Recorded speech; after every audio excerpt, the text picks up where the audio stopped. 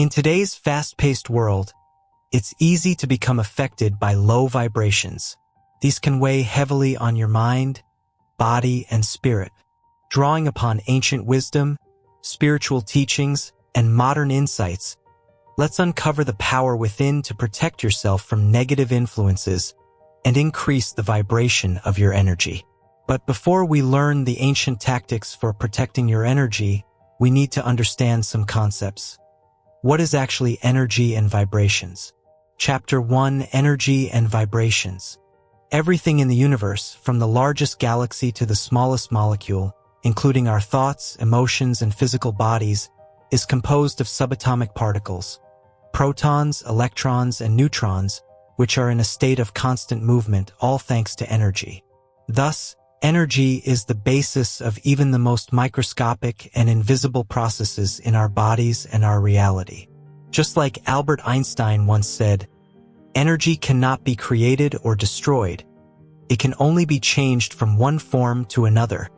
Since these subatomic particles are in constant movement, so is energy, constantly moving and generating vibrations.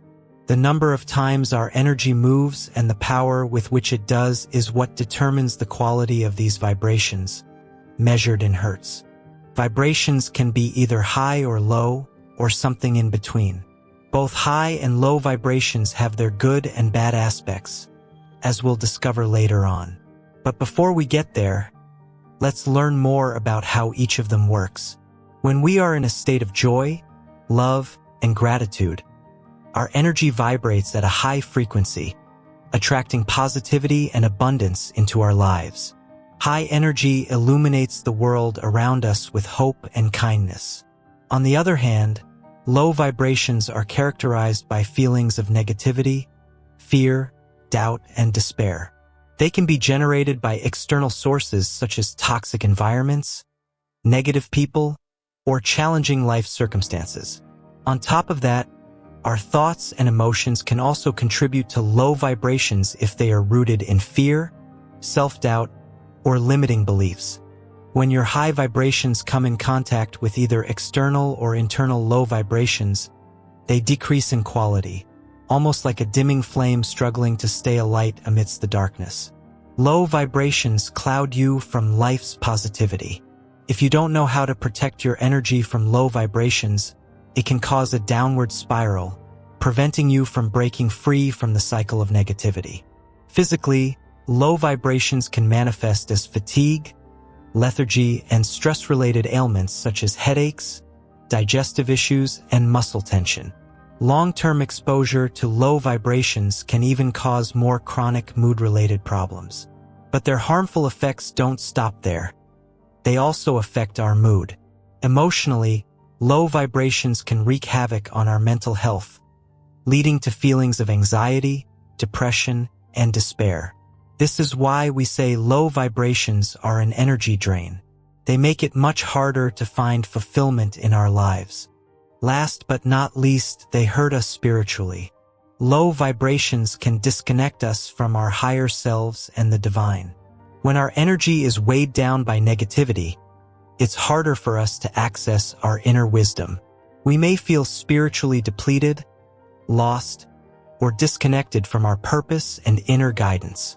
This is better explained by Hinduism with a concept known as karma, which emphasizes the balance of energies through the law of cause and effect.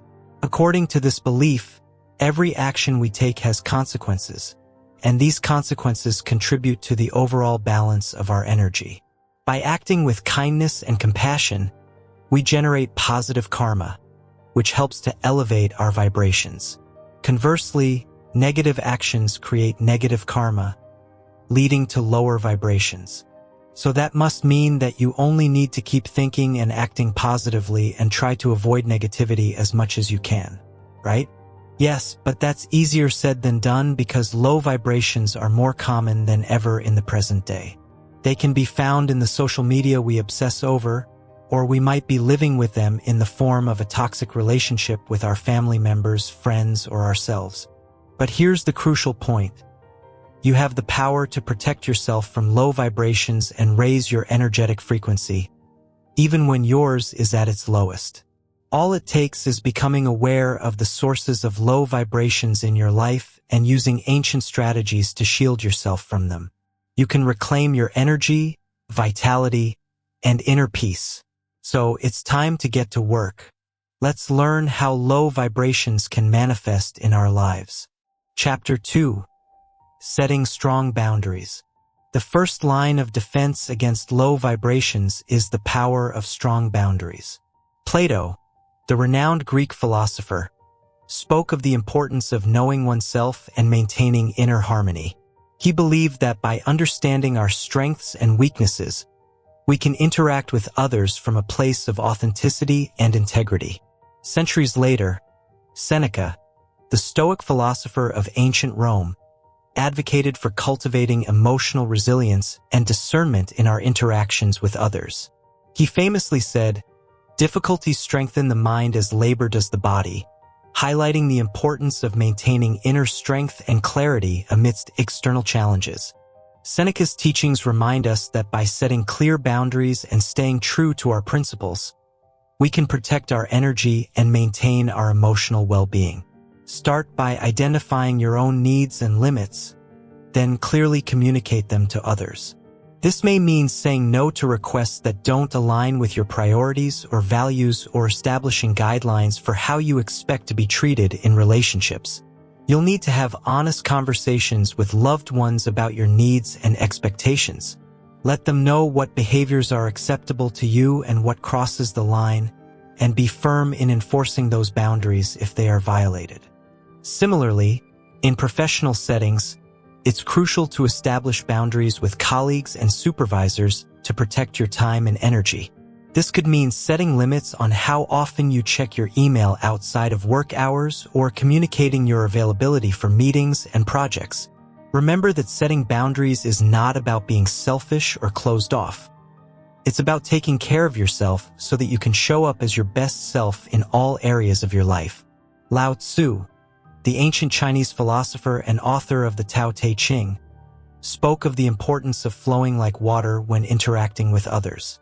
He emphasized the value of non-resistance and non-attachment in our interpersonal relationships, allowing us to maintain inner peace while setting healthy boundaries. Now let's turn our attention to a particularly challenging aspect of setting boundaries: family. Establishing boundaries with family members is always harder due to the deep emotional ties and expectations that often accompany these connections. Shared history and uncertain power dynamics make asserting your needs harder without causing family members to complain, which in turn generates low vibrations. This low vibration causes the fear of rejection or judgment from family members, which can further complicate the process of boundary setting. A vicious cycle where you end up suppressing your own needs and emotions to maintain familial harmony. This keeps you in a perpetually low vibration, as you need to forego your needs to maintain a semblance of peace. To navigate these, let's take a look at ancient philosophies. African cultures emphasize the concept of Ubuntu, which means, "I am because we are." Ubuntu underscores the interconnectedness of individuals within the family unit with clear and defined roles. It teaches us to choose a time and place to have open and honest conversations with our family members about boundaries. The best strategy is to use I statements to express your feelings and needs without placing blame or criticism. Be specific about the boundaries you are setting and the consequences for crossing them. Maintain consistency in enforcing your boundaries to demonstrate their importance. But what about energetic boundaries? Just as we have physical boundaries to protect our personal space, we also need to safeguard ourselves from external influences. To do this, visualize yourself surrounded by a bubble of protective light, or imagine yourself enveloped in a cloak of positive energy that repels negativity and shields you from harm. Next, you should surround yourself with positive influences and uplifting environments. People who uplift and inspire you, who celebrate your goals, and engage in activities that bring you joy. There's an advanced trick used by spiritual advisors that can both protect and recharge your energy at home. Master it, and you'll be able to recharge whenever you're at home, no matter the environment. It's called The sacred space. Chapter 3. Create sacred spaces.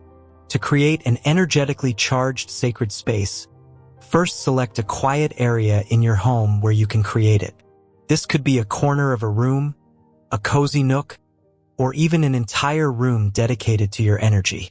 Make sure this is a place no one but you can access freely, so if you live with other people, ensure it's one they cannot contaminate with their energies. Clear the space of any clutter or distractions. Remove unnecessary items and clean the area to create a sense of freshness and renewal. Make sure your sacred space is comfortable and inviting. Include cushions, blankets, or a comfortable chair where you can sit and relax without distractions. Burn incense, sage, or essential oils to purify the air and create a peaceful atmosphere. Place soft music or nature sounds to deepen your relaxation and meditation practice. Finally, honor and respect your sacred space as a sanctuary for your spiritual practice and self-care. Spend time in your space regularly, nurturing your mind, body, and soul, and allowing yourself to retreat and recharge as needed. The one thing you need to do in your space to fully leverage its high vibration is called mindfulness meditation, a Buddhist concept. By quieting the mind and cultivating awareness of the present moment, we can transcend the fluctuations of the ego and connect with our higher selves, which are inherently pure and radiant, while also detaching ourselves from negative thoughts and emotions. Mindfulness allows us to observe our thoughts and feelings without judgment, enabling us to release negativity and restore balance to our energy field. After doing all of this, you'll be protected from all external low vibrations. But what can you do about low vibrations coming from within you? It's time to break free from your inner negativity too. Chapter 4. Breaking free from negativity. Break free from recurring negative thoughts by spotting them when they appear. Slowly develop an awareness of how people's actions cause you to think negatively or how life's events change your mindset into a scarcity mindset. The best place to start doing this is in your sacred space through the mindfulness meditation technique. This will help you become more aware of what negative thoughts appear in your mind. Then it's time to step up the difficulty. Instead of doing it at home, do it throughout the day. This requires a willingness to observe our thoughts without judgment and to notice the impact they have on our emotions and behaviors. Slowly become more mindful of your thought patterns to spot whenever you slip into negativity. A philosopher who profoundly speaks to this approach of overcoming negativity through mindfulness and self-awareness is Marcus Aurelius, a Stoic philosopher. Aurelius emphasized the importance of inner peace and the control we have over our reactions to external circumstances. In his Meditations, Aurelius writes, "You have power over your mind, not outside events. Realize this, and you will find strength." This Stoic principle aligns perfectly with the concept of breaking free from negativity by monitoring and adjusting our thought processes. Aurelius believed in the practice of examining one's thoughts and behaviors critically, but without harshness, to understand where they stem from and how they can be redirected towards more constructive ends. He advocated for a kind of mindfulness that involves daily reflection, not only in solitude but amidst the chaos of life. According to Aurelius, it's in the midst of action and interaction that we truly test and apply our ability to remain undisturbed by negative thoughts and external events. Chapter 5. Positive reframes of reality.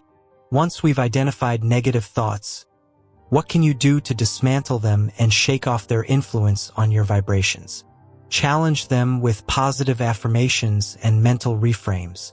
These are statements that affirm our worth, value, and potential, helping to counteract the negative self-talk that often accompanies negative thinking. This is a slow process. Just as negative thought patterns develop over time, so too does the process of rewiring our brains for positivity. Be patient with yourself as you work to cultivate a more positive mindset and celebrate small victories along the way. By cultivating a more positive mindset, we not only improve our well-being but also create a ripple effect of positivity that can positively impact those around us, increasing the quality of our high vibrations. As we become more mindful of our thoughts and emotions, we can choose to respond to challenges with grace, compassion, and resilience, inspiring others to do the same. But even after applying tactics correctly, there's the issue of energetic stability. It's useful to know how to reach high vibrations and protect yourself from low vibrations. But how can you maintain your vibration stable amidst all the chaos we have in our lives? Through another ancient technique, grounding. Chapter 6, Grounding.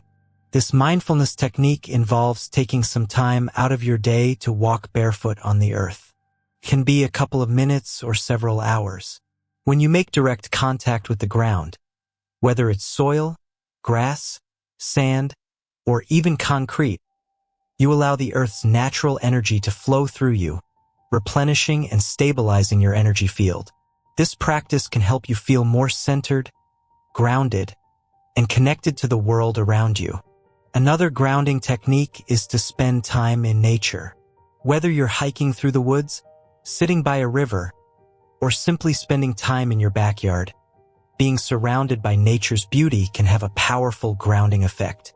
Take a moment to breathe in the fresh air, listen to the sounds of the birds, and feel the warmth of the sun on your skin.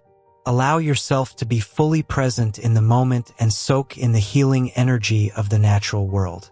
This is one of the better ways to increase your vibrations. But what if you don't have easy access to nature? Well, it turns out that the mind is our most powerful tool for energy protection, and you can even practice grounding with visualization techniques. Close your eyes and imagine roots extending from the soles of your feet deep into the earth, anchoring you firmly to the ground below. Visualize these roots absorbing any negative or excess energy from your body, allowing you to release it back into the earth for transformation. Now it's time to reveal one of the most secret energetic protection techniques. But before that, we need to learn about the vibrational spectrum. Contrary to popular belief, every vibration has its purpose in our lives, even low ones. This is more complex to understand, so listen carefully. Chapter 7, Vibrational Spectrum. Both high and low vibrations exist on a spectrum rather than as fixed points. Instead of aiming for a never-ending high vibration, you should aim to move towards higher frequencies while balancing out the lower ones. It's impossible to go through life without ever vibrating low, and sometimes life situations put us in contexts where we need to interact with low vibrations, whether we want to or not. There's also the consequence of vibrating too high, a danger that even expert spiritual advisors forget exists. The ancient Chinese philosopher Confucius was so aware of the necessary balance between vibrations that he proposed the concept of harmony. He believed that achieving a healthy combination of different energies, including low and high vibrations, was essential for overall well-being and moral integrity. This is where chakras come in, an important concept to master your energies, no matter the situation. 3 important chakras intervene in our vibration wavelength: the root chakra, the heart chakra, and the crown chakra. Let's take a look at each. Chapter 8, Chakras. The root chakra, associated with survival instincts and material needs, resonates with the lowest vibrations. But what people forget about it is that it serves as the building block for all other chakras. It provides the foundation for our existence, enabling us to build civilizations and meet our basic needs. Problems begin with excessive focus on the root chakra, which can lead to materialism, greed, and a lack of spiritual connection. Next up the ladder is the heart chakra, which emits high vibrations associated with unconditional love, compassion, and empathy. This vibrational frequency fosters harmonious relationships, emotional well-being, and spiritual growth. By opening our hearts, we can cultivate a deeper connection with ourselves and others, transcending ego-driven desires. At the highest level are the third eye and crown chakras, which represent the highest possible vibrations. These are associated with intuition, spiritual awareness, and enlightenment. While accessing these realms can be transformative, it also comes with risks.